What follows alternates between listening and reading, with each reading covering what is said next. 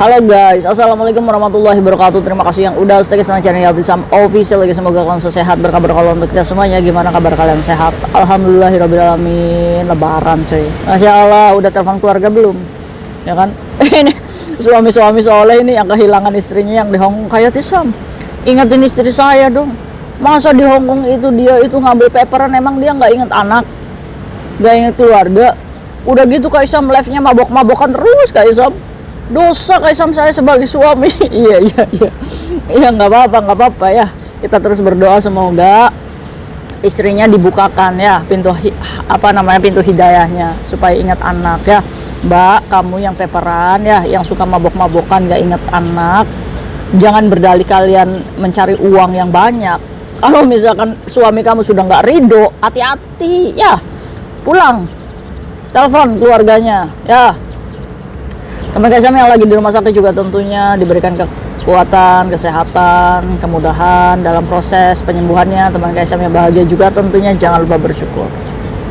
Selamat lebaran ya cuy, bahagia lahir batinnya, amin ya robbal alamin.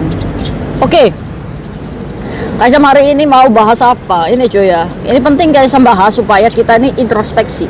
Apalagi kita ini determinate atau putus kontrak yang nggak finish ya cuy ya.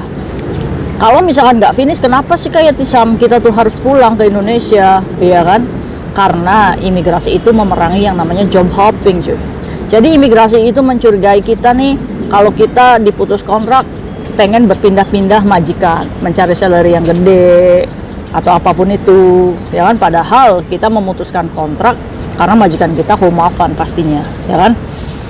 Ya tapi aturan imigrasi sudah seperti itu. Kalau misalkan kita tidak finish, kita wajib out setelah 14 hari masa terminate kita. Jadi kalian hitung sendiri tuh ya, dari pemecatan 14 hari kamu harus wajib out. Otomatis dari 14 hari itu ya kamu harus mencari majikan baru. Nah dilemanya nih, agensi dan majikan sekarang lagi risuh. Ada salah satu agensi nih sama majikan nih yang berdebat. Gara-gara apa? Gara-gara anak terminitan sudah turun visanya malah nggak balik ke sini, ngilang. Nah ini membuat majikan itu geram, rugi, karena dia mengejeng, mempercayakan agensi ini menawarkan pembantu nih, Dada ini ada Cece nih, dia diputus kontrak. Alasannya apa? Alasannya dulu itu dia menjaga anak perempuan 2 tahun tapi dipecat gara-gara bahasanya itu nggak nyambung katanya. Nggak bisa bahasa, ya kan? Ya mungkin anaknya bisa bahasa Inggris, si Cecenya bahasa Kantonis gitu cuy. Jadi majikan itu kesulitan sendiri, akhirnya diputus kontrak. Itu alasan agensi yang memberitahukan kepada calon majikannya.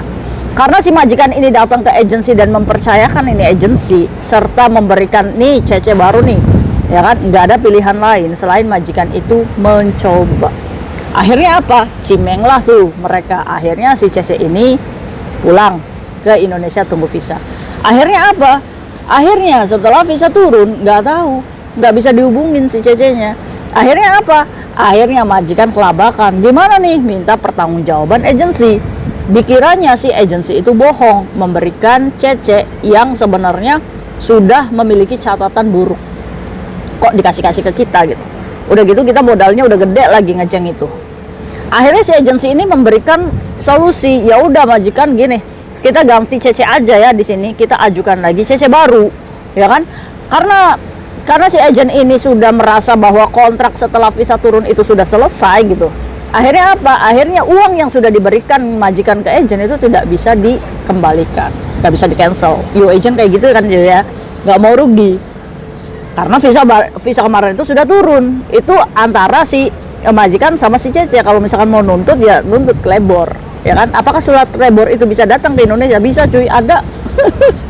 Ada yang majikannya nuntut labor itu. Akhirnya apa cuy? Akhirnya si agen ini menawarkan Cece lagi. Nah Cecenya terminate lagi dengan tambahan biaya berapa dolar gitu, 6.000 atau berapa gitu, ada tambahannya.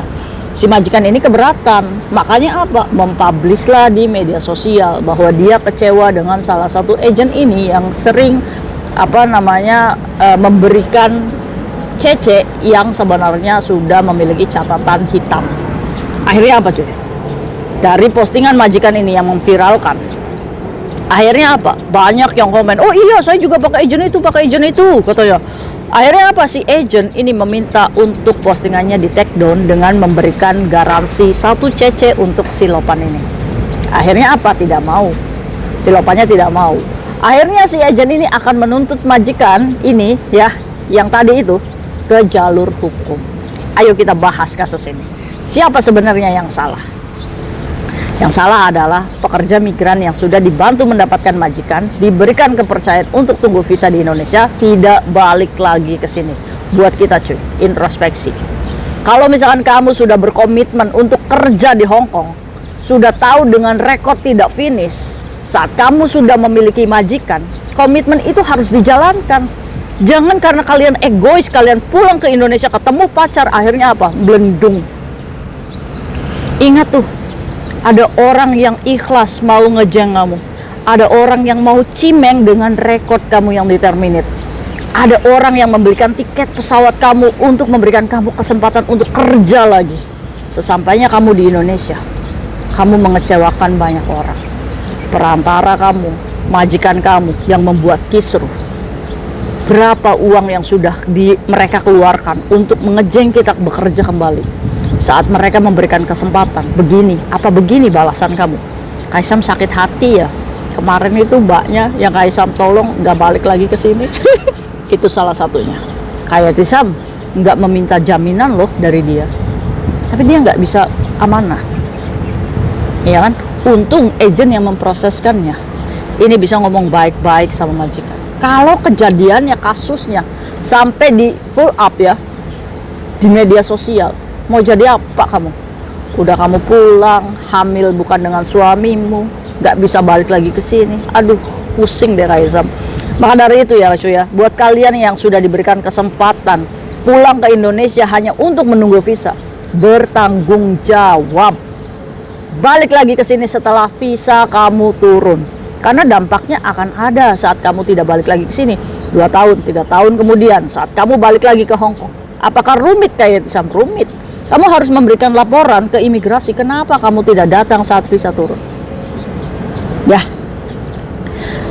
Angel, ini teman kamu bukan sih cuy, dikasih kerjaan malah harusnya tuh bersyukur ya. Banyak gaya, banyak tingkah ini. Susah. Kenapa sih cuy ya, biasanya tuh ya orang-orang yang udah pulang ke Indonesia tuh berat gitu datang ke Hong Kong ya. Apakah pelukan tsunami kamu itu sehangat itu sehingga kamu gagal move on untuk ke Hong Kong? Ya tadi nggak usah cari majikan, udah jelas kamu pulang ke Indonesia wis, ya enggak? Ini kadang-kadang nih teman kita yang udah tanda tangan kontrak, tunggu visanya turun, cancel job, enak aja ya. Aduh pusing, gimana sih cuy nasihati teman-teman kita yang kayak gini tuh ya. Mariati, Jumiati, Sarini, inget tuh visa turun kesini lagi ya. Siapa Kaisam? Tetangga kamu mungkin. Angel ya cuy ya. Jadi itu ya cuy ya, jadi kita harus punya introspeksi diri. Kalau kita lagi tunggu visa, kita harus bertanggung jawab. Kalau kita punya suami, apa yang dilakukan KB, jangan sampai hamil. Saat hamil apakah boleh? Ya boleh, sudah takdir ya kan, tapi ya kita harus tahu konsekuensinya. Sudah tahu mau kesini lagi, jaga diri ya, harus menjadi orang yang bertanggung jawab. Sepakat? Aduh pusing deh Kaisam. Jangan sampai kamu itu memecah belah antara agensi dan majikan ya, walaupun mereka berbisnis tapi kamu tidak boleh seperti itu, namanya zolim. Mungkin itu aja sharing Kaisam hari ini, semoga bermanfaat untuk kita semua. Hati-hati aja ya. Bye bye. Assalamualaikum warahmatullahi wabarakatuh. Bye.